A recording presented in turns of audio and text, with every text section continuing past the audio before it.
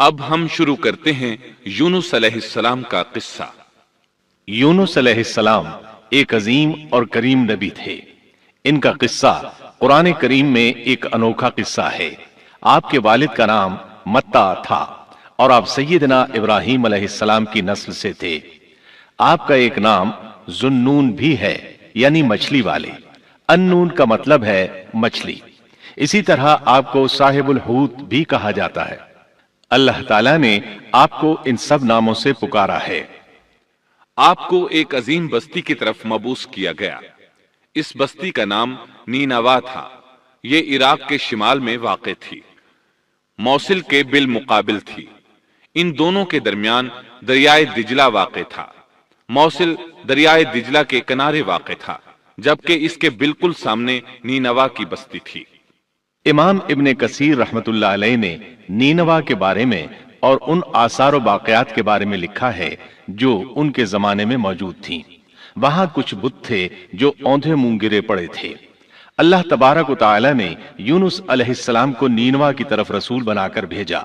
سورۃ الصافات آیت 139 میں ہے، اور بے شک یونس رسولوں میں سے تھے۔ آگے اللہ آیت 147 میں فرماتے ہیں، اور ہم نے اسے 1,00,000 بلکہ اور زیادہ آدمیوں کی طرف بھیجا۔ یعنی ان کی تعداد 1,00,000 سے زیادہ تھی۔ رہا یہ سوال کہ لاکھ سے کتنے زیادہ تھے، اکثر علماء کرام نے وضاحت کی ہے کہ وہ 1,00,000 سے قریباً 20,000 زیادہ تھے۔ اس طرح بستی والوں کی تعداد 1,20,000 تھی، اور یہ سب کے سب کفر پر تھے۔ یونس علیہ السلام انہیں سال ہر سال دعوت دیتے رہے، لیکن وہ اپنے کفر ہی پر ڈٹے رہے۔ پھر انہوں نے سیدنا یونس علیہ السلام پر ظلم و جبر شروع کر دیا، انہیں دھمکیاں دیں، مصائب و آلام سے دوچار کیا۔ مطلب یہ کہ جس طرح دوسرے انبیاء کرام کے ساتھ کیا گیا، ان کے ساتھ بھی وہی سلوک ہوا۔ آخر آپ نے اپنی قوم کو اللہ کے عذاب سے آگاہ کرتے ہوئے اعلان فرما دیا کہ فلاں دن تم پر عذاب آ جائے گا۔ پھر خود غصے کی حالت میں اس بستی سے نکل گئے، جبکہ اللہ تعالیٰ نے انہیں متعین دن کی مہلت دینے کی اجازت تو دی تھی، لیکن اس بستی سے نکل جانے کا حکم نہیں دیا تھا۔ جب آپ نے انہیں یہ مہلت سنائی تو خود غصے کی حالت میں بستی سے نکل گئے۔ سورہ انبیاء آیت 87 میں اللہ تعالیٰ فرماتے ہیں، مچھلی والے کو یاد کرو جبکہ وہ غصے سے چل دیا اور خیال کیا کہ ہم اسے نہ پکڑ سکیں گے۔ اس آیت کی تفسیر میں امام رازی رحمہ اللہ لکھتے ہیں، جس نے یہ گمان کیا کہ اللہ تعالیٰ اسے پکڑنے کی قدرت نہیں رکھتا، وہ آدمی کافر ہے۔ سیدنا امیر معاویہ رضی اللہ عنہ سے روایت ہے، انہوں نے سیدنا ابن عباس رضی اللہ عنہما سے کہا، آج رات قرآن کریم کی چند آیات کے معانی میں الجھ کر رہ گیا ہوں۔ مجھے کوئی راستہ سجھائی نہیں دے رہا کہ اس الجھن سے کس طرح نکلوں۔ مجھے بس آپ ایسے نظر آتے ہیں جو ان آیات کا مطلب بتا سکتے ہیں۔ کم از کم میں ان آیات کی تفسیر اور تعبیر نہیں سمجھ سکا۔ ابن عباس رضی اللہ عنہما نے پوچھا، وہ کون سی آیات ہیں؟ سیدنا امیر معاویہ رضی اللہ عنہ کہنے لگے، یونس علیہ السلام کا یہ خیال کرنا کہ اللہ تعالیٰ ان پر قدرت نہیں رکھتے۔ یہ سن کر سیدنا ابن عباس رضی اللہ عنہما نے فرمایا، اس سے مراد یہ نہیں۔ یہ لفظ قدر یہاں تنگی کے معنی میں آیا ہے، قدرت اور طاقت رکھنے کے معنی میں نہیں۔ اللہ تعالیٰ نے قدر بمعنی تنگی اور قدر بمعنی قدرت دونوں کا استعمال کیا ہے۔ تنگی کے معنی کی مثال سورۃ الطلاق آیت نمبر 7 میں ہے، اور جس پر اس کے رزق کی تنگی کی گئی ہو، اسے چاہیے کہ جو کچھ اللہ تعالیٰ نے اسے دے رکھا ہے اسی میں سے اپنی حیثیت کے مطابق دے۔ تو اس آیت میں بھی یہی معنی مراد ہے کہ انہوں نے گمان کر لیا ہم ان پر تنگی نہیں کریں گے، یعنی ان کا خیال یہ تھا کہ اگرچہ وہ اللہ تعالیٰ کی اجازت کے بغیر نکل کھڑے ہوئے ہیں، پھر بھی اللہ ان پر تنگی نہیں کریں گے، کیونکہ وہ اللہ کے ایک معزز نبی اور رسول ہیں، اور ان کی قوم کے لوگ اللہ کی گرفت اور اس کے عذاب کے مستحق ہیں۔ انہی پر اللہ کا عذاب نازل ہونے والا ہے۔ اس عذاب کی خبر انہیں پہلے ہی سنا دی گئی ہے اور مہلت دے دی گئی ہے، مگر وہ خود اگرچہ اللہ کی اجازت کے بغیر ہی چلے آئے ہیں، پھر بھی انہیں سرزنش نہیں کی جائے گی اور وہ کسی گرفت میں نہیں آئیں گے۔ اللہ تعالیٰ ان کے لیے کوئی تنگی نہیں فرمائیں گے۔ اللہ تعالیٰ سورۃ الانبیاء آیت 87 میں فرماتے ہیں، اس نے خیال کیا کہ ہم اسے پکڑ نہیں سکیں گے۔ مطلب یہ کہ ہم انہیں کوئی سزا نہیں کریں گے اور ان پر کسی طرح کی تنگی نہیں کریں گے، اور وہ سمندر کی طرف چل دیے۔ انہی دنوں میں عذاب الہی کی کچھ علامات نینوا بستی پر ظاہر ہونا شروع ہو گئیں۔ ایک بہت بڑا سیاہ بادل ان کی طرف بڑھنے لگا۔ اس بادل میں آگ کے شعلے دکھائی دینے لگے۔ ان لوگوں نے یہ بادل ان متعین دنوں میں سے پہلے ہی دن دیکھ لیا۔ اس کو دیکھتے ہی وہ سمجھ گئے کہ جس طرح سیدنا یونس علیہ السلام نے انہیں آگاہ کیا تھا، یہ عذاب ان پر نازل ہو کر رہے گا، اور جو عذاب سیدنا لوط علیہ السلام کی قوم پر آیا تھا وہ اس کے بارے میں بھی اچھی طرح جانتے تھے۔ وہ بستی ان کی بستی کے قریب ہی تھی، اس لیے وہ ڈر گئے۔ ان کے سردار جمع ہوئے اور کہنے لگے، جیسے تم سے پہلے لوگوں پر عذاب اترا کرتے تھے، تم پر بھی یہ نازل ہو کر رہے گا، جلدی کرو، سب جمع ہو جاؤ۔ چنانچہ انہوں نے اس بات پر اتفاق کر لیا کہ سیدنا یونس علیہ السلام نے بالکل سچ فرمایا تھا۔ اللہ کی قسم، یہ بالکل وہی عذاب ہے، تم اللہ کے عذاب سے نجات نہیں پا سکو گے۔ اس سے بچنے کی ایک ہی صورت ہے کہ تم ایمان لے آؤ اور توبہ کر لو۔ اس طرح وہ سب کے سب ایمان لے آئے، لیکن سیدنا یونس علیہ السلام وہاں موجود نہیں تھے۔ ان کی عدم موجودگی میں یہ سب کے سب یعنی 1,20,000 افراد ایمان لے آئے۔ انہوں نے پیوند لگے کپڑے پہنے اور اللہ کے حضور عاجزی، انکساری اور آہوزاری شروع کر دی، رونے لگے، اللہ سے بخشش مانگنے لگے، پھر اسی حالت زار میں باہر کھلے میدان کی طرف نکل آئے۔ ان کے سرداروں نے سب کو الگ الگ کر دیا، یہاں تک کہ ماں اور بیٹے کو بھی جدا کر دیا۔ سب اپنی اپنی جگہ پر یعنی ماں اپنی جگہ پر اور بیٹا اپنی جگہ پر آہوزاری کرنے لگے تاکہ ان پر اللہ تعالیٰ کی رحمت نازل ہو جائے۔ یہ عذاب 3 دن تک ان کے سروں پر منڈلاتا رہا، اور یہ بھی مسلسل آہوزاری کرتے رہے، اپنی عاجزی ظاہر کرتے رہے، معافیاں مانگتے رہے۔ آخر کار اللہ تعالیٰ نے ان پر رحم و کرم فرما دیا اور عذاب کو ان سے پھیر دیا۔ اللہ تعالیٰ سورہ یونس آیت 98 میں فرماتے ہیں، چنانچہ کوئی بستی ایمان نہ لائی کہ ایمان لانا اس کے لیے فائدہ مند ہوتا، سوائے یونس کی قوم کے۔ مطلب یہ کہ سابقہ امتوں میں سے کسی کے بارے میں یہ سننے میں نہیں آیا کہ پوری قوم ایمان لے آئی ہو۔ تمام بستیوں میں ایک بھی بستی ایسی نہیں تھی، بس ایک یونس علیہ السلام کی قوم ایمان لے آئی۔ اللہ تعالیٰ سورہ یونس آیت 98 میں فرماتے ہیں، جب وہ ایمان لے آئے تو ہم نے رسوائی کے عذاب کو دنیاوی زندگی میں ان پر سے ٹال دیا اور ان کو ایک وقت تک کے لیے زندگی سے فائدہ اٹھانے کا موقع دیا۔ مطلب یہ کہ ہم نے انہیں دنیاوی زندگی کا لطف اٹھانے کا موقع دیا۔ اب اس قوم پر قیامت کے دن تک عذاب نہیں اترے گا۔ علامہ ابن کثیر رحمت اللہ علیہ فرماتے ہیں، اس آیت کریمہ کا مفہوم یہ ہے کہ کسی بستی کے تمام باشندے کسی نبی پر کبھی ایمان نہیں لائے، یا تو سب نے کفر کیا یا پھر اکثر نے کفر کیا۔ لیکن یونس علیہ السلام کی قوم واحد ایسی قوم ہے جو تمام کی تمام عذاب الہی کے آثار دیکھ کر ایمان لے آئی۔ سابقہ ادوار میں جتنی بھی بستیاں گزریں ان میں اہل ایمان کے ساتھ یا تو کفار رہے ہیں یا ان میں منافقین بھی رہے ہیں، سوائے یونس علیہ السلام کی قوم کے، وہ سب کے سب کافر تھے، پھر سب کے سب ایمان لے آئے۔ یہ اللہ تعالیٰ کے عجائبات میں سے ہے اور اس کی قدرت اور رحمت کی نشانیوں میں سے ہے۔ اب دوسری طرف کی سنیے، یونس علیہ السلام کو کچھ معلوم نہیں تھا کہ ان کی قوم کے ساتھ کیا ہوا۔ آپ تو غصے کی حالت میں بستی سے نکل کر سمندر کی طرف چلے آئے تھے۔ آپ ایک کشتی کی طرف آئے، اس میں سواریاں اور ساز و سامان لدا ہوا تھا۔ اللہ تعالیٰ سورۃ الصافات آیت 140 میں فرماتے ہیں، جب وہ بھاگ کر بھری کشتی پر پہنچے، کشتی روانہ ہوئی، موجیں اٹھیں، سمندر میں طغیانی آئی، یوں لگتا تھا کہ بس ابھی غرق ہوئے۔ کہنے لگے، بوجھ ہلکا کرو، اپنا ساز و سامان سمندر میں پھینک دو۔ چنانچہ انہوں نے اپنا اپنا ساز و سامان سمندر میں پھینک دیا۔ اس طرح کشتی کچھ ہلکی ہو گئی، لیکن ضرورت کے مطابق ہلکی نہ ہو سکی۔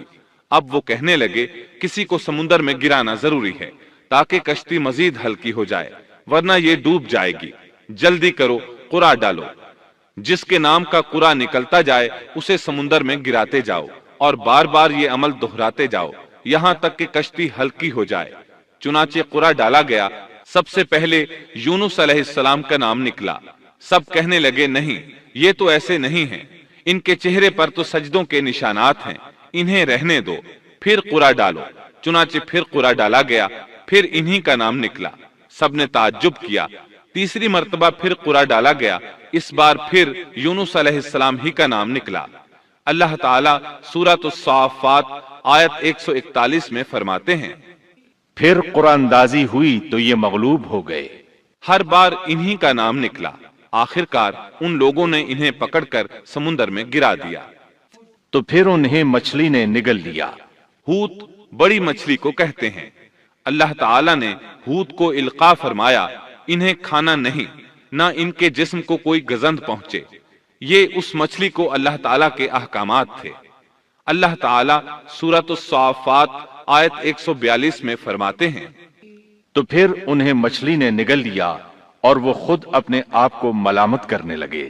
یعنی وہ سمجھ گئے کہ بار بار جو ان کا نام قرآن اندازی میں نکلتا رہا ہے تو وہی مقصود ہیں، چنانچہ خود کو ملامت کرنے لگے، اور یہ ملامت توبہ کی ابتدا ہے کہ انسان خود کو ملامت کرتا ہے۔ اب یونس علیہ السلام مچھلی کے پیٹ میں تھے۔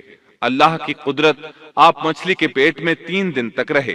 بعض روایات میں 7 دن اور زیادہ سے زیادہ مدت 40 روز آئی ہے۔ آپ نے مچھلی کے پیٹ میں اللہ تعالیٰ کو پکارا۔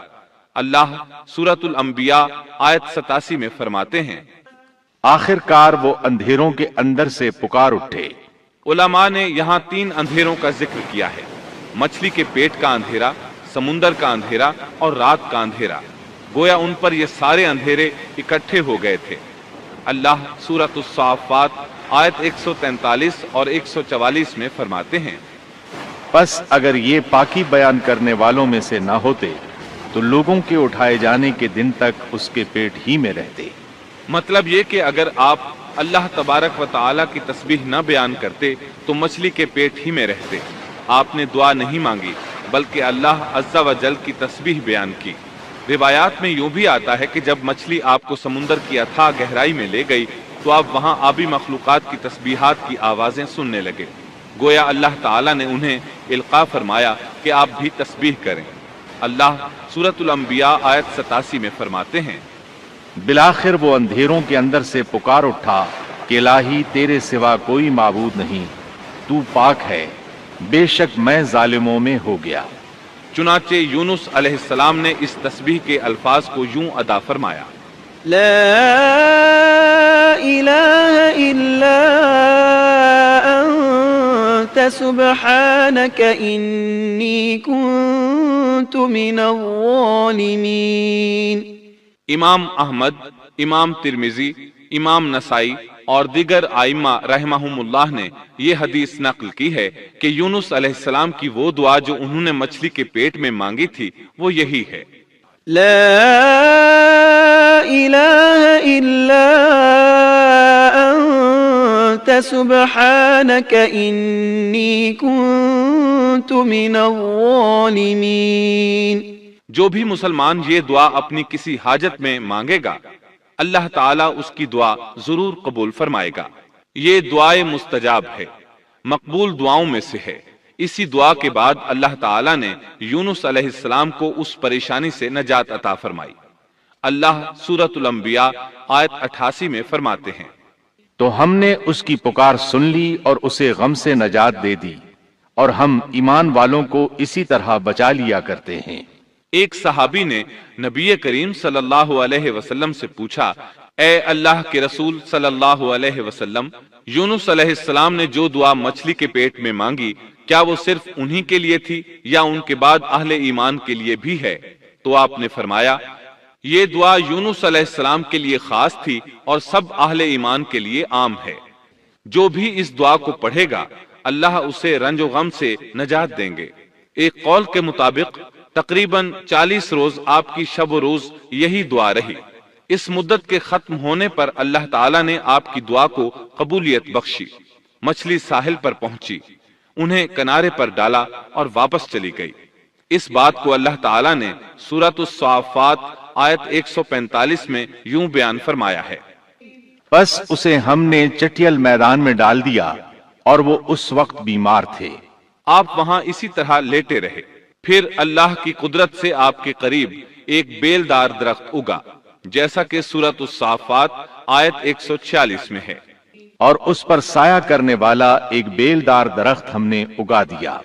اس کدو کے درخت کے متعلق مورخین کا کہنا ہے کہ اللہ تعالیٰ نے اس درخت کا انتخاب اس لیے فرمایا تھا کہ اس درخت کے پتے چوڑے ہوتے ہیں، ان کے سائے میں انہیں ڈھانپ دیا گیا تاکہ ہوا سے اذیت نہ پہنچے، اس لیے کہ ان کے جسم سے جلد اتر گئی تھی۔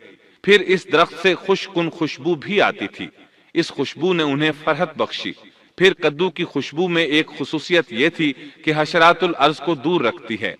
اللہ تعالیٰ نے انہی خصوصیات کی وجہ سے اس بیلدار درخت کا انتخاب فرمایا تھا تاکہ آپ ہر طرح کی تکلیف سے محفوظ رہیں۔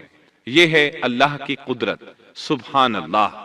اسی طرح مفسرین یہ بھی کہتے ہیں کہ اللہ تعالیٰ نے ان کے پاس ایک پہاڑی بکری بھیج دی، وہ آپ کے قریب آتی اور آپ کے سر کے اوپر اپنی ٹانگیں پھیلائے کھڑی ہو جاتی، اس طرح اس کے تھن آپ کے منہ میں چلے آتے اور آپ ان سے خواہش کے مطابق دودھ پیتے۔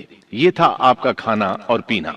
رفتہ رفتہ آپ کی حالت بہتر ہو گئی، توانا اور تندرست ہو گئے، پھر آپ اٹھنے کے قابل ہو گئے، اور یہ سب اللہ تعالیٰ کی مہربانی سے ہوا۔ جب آپ کی صحت لوٹ آئی تو اللہ تعالیٰ نے آپ کو پھر آپ کی قوم کی طرف بھیجا، جیسا کہ سورۃ الصافات آیت 148 میں ہے۔ اور ہم نے اسے 1,00,000 بلکہ اور زیادہ آدمیوں کی طرف بھیجا، پس وہ ایمان لے آئے اور ہم نے انہیں ایک زمانے تک عیش و عشرت دی۔ وہ سب کے سب آپ پر ایمان لے آئے تھے۔ اللہ تعالیٰ نے اس قصے کے ذریعے نبی کریم صلی اللہ علیہ وسلم کو اشارہ فرمایا ہے کہ دعوت دیتے ہوئے اکتانا نہیں۔ اللہ سورۃ القلم آیت 48 میں فرماتے ہیں، اور مچھلی والے کی طرح نہ ہو جائیے۔ ان لوگوں کو دعوت حق دیتے رہیے، دیکھیے وہ سال ہر سال دعوت دیتے رہے لیکن اکتائے نہیں، ان سے مایوس نہیں ہوئے۔ ان کی پوری بستی میں سے ایک بھی ان پر ایمان نہیں لایا تھا، لیکن جب ان سے مایوس ہو گئے تو انہیں اللہ کے عذاب سے آگاہ کر دیا اور منہ پھیر کر چل دیے تو وہ سب کے سب ایمان لے آئے۔ اللہ تعالیٰ سورۃ القصص آیت 56 میں فرماتے ہیں، آپ جسے چاہیں ہدایت نہیں دے سکتے، بلکہ اللہ تعالیٰ ہی جسے چاہتا ہے ہدایت دیتا ہے۔ اس قصے میں بہت بڑا سبق ہے کہ کسی بھی حالت میں اللہ کی رحمت سے مایوس نہیں ہونا چاہیے اور نہ ہدایت کے معاملے میں اپنی ذات پر بھروسہ کرنا چاہیے۔ ہدایت تو بس صرف اللہ تعالیٰ ہی کی طرف سے ہے، آپ کے ذمے تو پیغام حق پہنچا دینا ہے۔ اللہ سبحانہ و تعالیٰ کے ذمے ہدایت سے نوازنا ہے۔ اللہ تعالیٰ نے انہیں پاک صاف بنا دیا، انہیں چن لیا۔ اللہ خود ہی سورۃ القلم آیت 50 میں وضاحت فرماتے ہیں، اسے اس کے رب نے پھر نوازا اور اسے نیک لوگوں میں کر دیا۔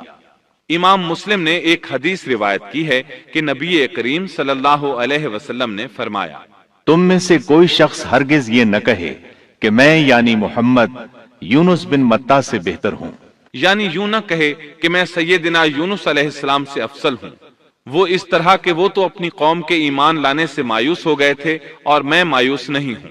اس طرح بالکل نہ کہے، کیونکہ بالآخر اللہ تعالیٰ نے آپ کو چن لیا اور برگزیدہ بنا لیا اور صالحین میں داخل کر لیا۔ اس واقعے میں نبی کریم صلی اللہ علیہ وسلم کو جو ہدایت دی گئی ہے اس کا ذکر سورۃ القلم آیت 41 میں آتا ہے، پس تو اپنے رب کے حکم کا صبر سے انتظار کر اور مچھلی والے کی طرح نہ ہو جا۔ مطلب یہ کہ یونس علیہ السلام کی مانند نہ ہو جائیے جو اپنی قوم کے ایمان لانے سے مایوس ہو گئے تھے۔ یقیناً دین کی دعوت اور حق کے پرچار میں یہ بہت عظیم سبق ہے کہ داعی اللہ کو کبھی مایوس نہیں ہونا چاہیے۔ یونس علیہ السلام کا قصہ ختم ہوا۔